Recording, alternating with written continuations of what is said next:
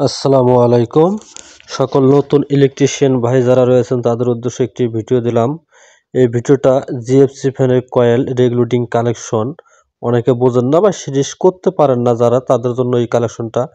তো আমরা কিন্তু সর্বপ্রথম ভিতরের একটি কয়েল, রানিংয়ের একটি কয়েল, স্টার্টিংয়ের একটি কয়েল আমরা সিরিজ করব মাঝখান থেকে, এবং ওইটা কিন্তু আপনার প্রথম লাইনটা যা বসবে রেগুলেটরে, এবং আরও অবশিষ্ট দুটো লাইন হবে একটি কয়েলের মাঝখান থেকে লাইনটা করব। তো তাদের জন্য আজকে কানেকশনটা আমি করে দিলাম, অতি সহজে বুঝাই দিলাম। তো এটা হবে ওই যে লাইনটা দেখাচ্ছি, এই লাইনটাতে হবে কিন্তু ক্যাপাসিটার লাইন।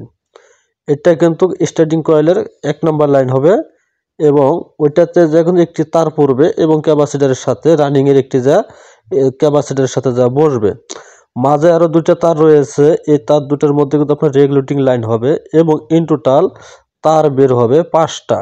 তো অলরেডি কিন্তু আমি 3টা তার বের করে ফেলছি। এখন কিন্তু যে দুটা তার রয়েছে, এই দুটা তার দিয়ে কিন্তু আপনার যে রেগুলেটিং যে লাইন দুটো খেলবে সে দুটো, এটা সকলে মাথায় রাখবেন। এই রেগুলেটিং লাইনটা কিন্তু অনেক মারাত্মক ধরনের, অনেকেই বোঝে না। একসময় আমিও বুঝতাম না, কিন্তু পরবর্তী যখন আমার ওস্তাদের সাথে আমি কথা বলার পরে আমাকে এত সুন্দরভাবে কানেকশনটা বুঝিয়েছে, তা আজকে আপনাদের মাঝে কিন্তু আমি তুলে ধরেছি। এটাও কিন্তু একটি আপনার রানিং কয়েলের লাইন।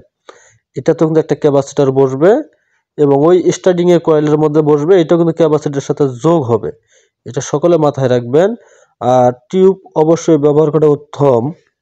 কালেকশনগুলোর এই জায়গায় টিউব অনেক উপকারিতা। এটা কিন্তু একটা রেগুলেটিং লাইন, এটি একটি কয়েলের মাঝখান থেকে লাইন বের করেছি। একটি কয়েলের যে 250 প্যাচ দিয়েছি তার মাঝামাঝি ভাগ করে আমি রেগুলেটিং হাই লো বের করেছি। এটা কিন্তু ছোট কয়েলের যে প্রথম মাথাটা সেটা, এবং এই মাথার থেকে কিন্তু একটি লাইন বের হবে, কারণ একটি কয়েলের লাইন এবং 8টি কয়েলের মধ্যে 7টি কয়েলের লাইন থাকবে, একটি কয়েলের মধ্যে থেকে রেগুলেটিং লাইনটা বের হবে। এটা সকলে অবশ্যই মাথায় রাখতে হবে, তা নাহলে কিন্তু ভুল হলে হবে না। আর পুরান যারা ইলেকট্রিশিয়ান ভাই রয়েছেন তাদেরকে তো ইনশাল্লাহ ওদের কাছ থেকে আমাদের শিক্ষাগুলো নেওয়া। অনেকে ভাই টিটকারি করেন, ভাই এগুলো করা যাবে না। আমি যতটুকু জানি ততটুকু আমি আপনাদের মাঝে তুলে ধরেছি। এমন হতে পারে যদি কোনো ভুল ত্রুটি হয়ে থাকে, সকলে আমাকে ক্ষমা দৃষ্টিতে দেখবেন, এবং আশা করি এই যে ভিডিওটা করেছি কোথাও কিন্তু আমি ভুল করিনি। কেননা আমি যেভাবে কাজ করি, এভাবে কাজের গ্যারান্টি দিয়ে কাজ করি। আমি যে কালেকশনটা দিলাম 100তে 100 এইভাবে কালেকশন আপনারা করবেন। তাহলে কালেকশনে কোথাও ভুল হয় আমাকে বলবেন, আমি সমাধান করে দেবো ইনশাল্লাহ। আমি এইভাবে কালেকশন করি, এবং 5টা লাইনে দিয়েই কিন্তু আমি রেগুলেটিং কালেকশনগুলো বের করা হয়, এবং অরিজিনাল যে বাইন্ডিংগুলো থাকে এরকমই। তো আশা করি যে কালেকশনগুলো, ঝালাইগুলো এই জায়গায় অবশ্যই রাং ঝালাইটা ব্যবহার করা উত্তম, কারণ এই জায়গাটা লুজ কন্টাক্ট রাখা যাবে না। কারণ এই কয়েলটা জিএফসি ফ্যানের বডি থেকে বের করা এবং খোলা অনেকগুলো ঝামেলা, এটা অবশ্যই ভুল করবেন না কখনো। অবশ্যই সমস্ত জয়েন্ট কখনো হয়ে গেলে সেই জায়গাটা আপনারা রাং অবশ্যই ব্যবহার করবেন, ঝালাইটা ব্যবহার করাটাই উত্তম। এটা ভুল কখনো কেউ করবেন না। আমি সকল জায়গায় এবং যত জয়েন্ট হোক না কেন, কারণ আমি তো 2টি করে কয়েল করেছি, একটি করে জয়েন্ট করেছি, কারণ ডাইরেক্টলি কয়েল আমি উঠাই নাই। এটা অবশ্যই মাথায় রাখতে হবে, জয়েন্ট সূক্ষ্মভাবে দিতে হবে। একটু ভুল হয়ে গেলে জয়েন্টে লুজ মারলে আপনাকে কিন্তু একটি কাজ দ্বিতীয়বার করতে হবে। এই ভুলগুলো কেউ কখনো করা যাবে না। আশা করি নতুন যারা রয়েছেন তারা এই ভিডিওটা দেখে শিখতে পারবেন, এবং অনেকটা কাজে আসবে আপনাদের ইনশাল্লাহ। দেখেন আমি অনেক সুন্দর করে ফিনিশিং দিয়ে দিলাম।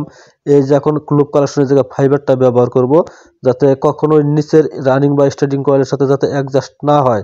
সুতার বান দেওয়ার পরে, বার্নিশ করার পর অনেক সময় এই জায়গাটা কিন্তু আপনার ফ্লাশিং খায়, বেশিরভাগ সময় কিন্তু কালেকশনের এই জায়গায় ফ্লাশিং খায়। এইটা যাতে কখনো না হয় তার জন্য আমি সেফটি করার জন্য আমি অবশ্যই ফাইবার দেব। আমি কট সুতা ব্যবহার করি, এই কট সুতা দিয়ে ডাবল করে দিয়ে একবারে খিচা বাঁধবে, এবং অনেক সুন্দর করে ফিনিশিং করে দিয়ে লাগাবো, ফিটিং করবো, ফ্যান এক চান্সে ক্লিয়ার হয়ে যাবে। এইভাবে কাজ করবেন ইনশাল্লাহ, সকলে অল্পতে সফলতা হয়ে যাবে।